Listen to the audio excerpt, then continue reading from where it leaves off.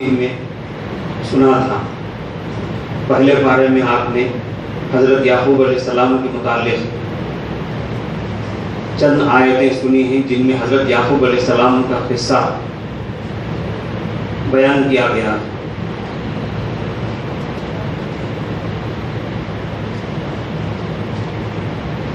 اللہ تبارک و تعالیٰ قرآن کریم میں اس قصے کو نقل کرتے ہوئے فرماتے ہیں ام کنتم شہداء اذ حضر یعقوب الموت، جس وقت حضرت یعقوب علیہ السلام کے پاس موت حاضر ہوئی تھی، یعنی وہ وفات کے قریب تھے، اذ قال لبنیہ، انہوں نے اپنے لڑکوں کو جمع کر کے کہا ما تعبدون من بعدی، بھئی میرے بعد کس کی عبادت کرو، میرے بعد کون سے دین پر چلو گے۔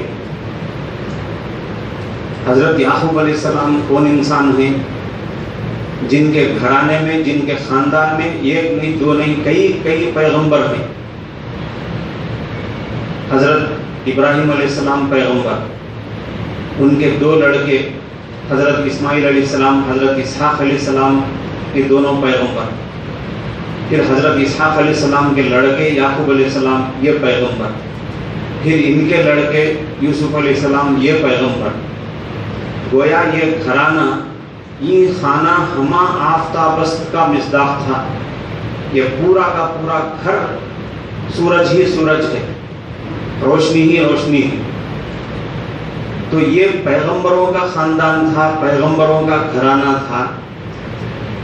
لیکن حضرت یعقوب علیہ السلام آخری وقت میں اپنے گھر والوں کو، اپنے لڑکوں کو بلا کر سامنے کھڑا کر کے ان سے پوچھ رہے ہیں بتاؤ بھائی، میری زندگی میں تو تم میرے دین پر چلتے تھے، اللہ کی عبادت کرتے تھے، لیکن اب مجھے ذرا اطمینان دلاؤ کہ میرے بعد کون سے دین پر چلو۔ کیا حضرت یعقوب علیہ السلام کو اپنے پیغمبروں کے گھرانے ہونے کی بنیاد پر یہ یقین نہیں تھا کہ ان کی اولاد انہی کے دین پر چلے گی، اللہ ہی کی عبادت کرتی رہے گی، شرک اختیار نہیں کرے گی؟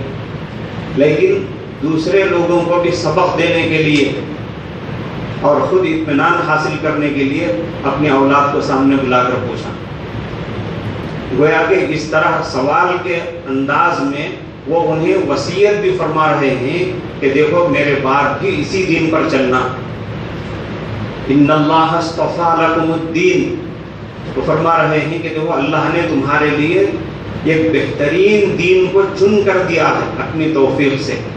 فلا تموتن الا وانتم مسلمون، تم ہرگز نہیں مرنا مگر اس حال میں کہ مسلمان ہو، یعنی اسلام ہی کی حالت پر جینا، اسلام ہی کی حالت پر مرنا، کسی دوسرے دین کو، شرک وغیرہ کو اختیار نہیں کرنا۔ اس میں ہمارے لیے غور کرنے کا سبق ہے۔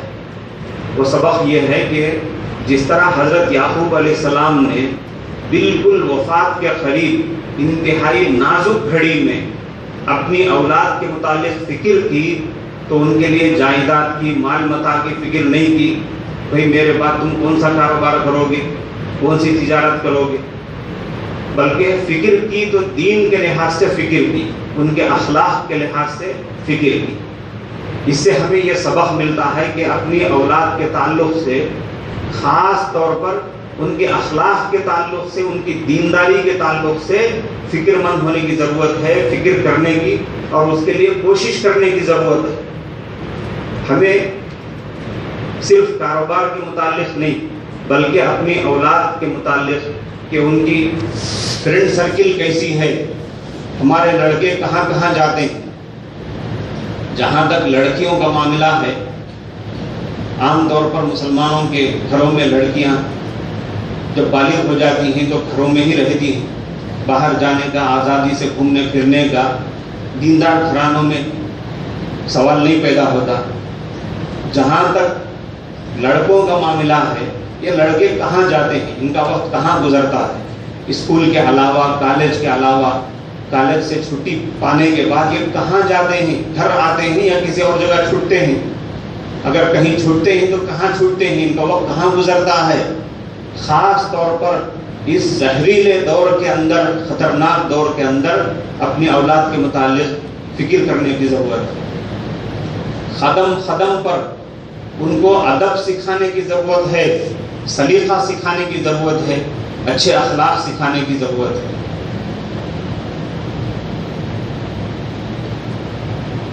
جس زمانے میں دنیا میں مسلمانوں کا غلبہ تھا، اس دور کا واقعہ ہے، اس دور کی بات ہے کہ ایک یہودی کا لڑکا کھلے عام کچھ کھا رہا تھا، تو یہودی نے اپنے لڑکے کو ٹوکا۔ دیکھیے مسلمانوں کی حکومت ہے، اکثریت مسلمانوں کی ہے، رمضان کا مہینہ چل رہا ہے، سارے مسلمان روزہ رکھے ہوئے ہیں، دن کا موقع ہے، سارے مسلمان بھوکے ہیں، اور تو ان کے سامنے آزادی سے کھاتا کھاتا پھر رہا ہے۔ تجھے مسلمانوں کے سامنے جا کر ایسی آزادی کے ساتھ کھانا پینا نہیں چاہیے۔ یہ ادب کا سلیقہ ہے، تہذیب کی بات ہے کہ کھانا ہی ہے تو چھپ کر کھا لے، گھر میں کھا لے، باہر کھاتا پیتا پھر رہا ہے۔ ایک ادب سکھایا اس نے اپنے لڑکے کو روزہ رکھنے کے لیے نہیں کہا، وہ تو مسلمان نہیں ہے، وہ روزہ رکھنے کے لیے کیوں کہے گا؟ البتہ اس نے ایک تہذیب کی بات اپنے لڑکے کو بتائی۔ سب زمین پر ہیں نہیں، آسمان پر ہیں بھی۔ ایسا لگتا ہے کہ کچھ لوگ آسمان پر پہنچ گئے ہیں معراج میں۔ ذرا سر اٹھا کر مجھے دیکھتے ہوئے سنو۔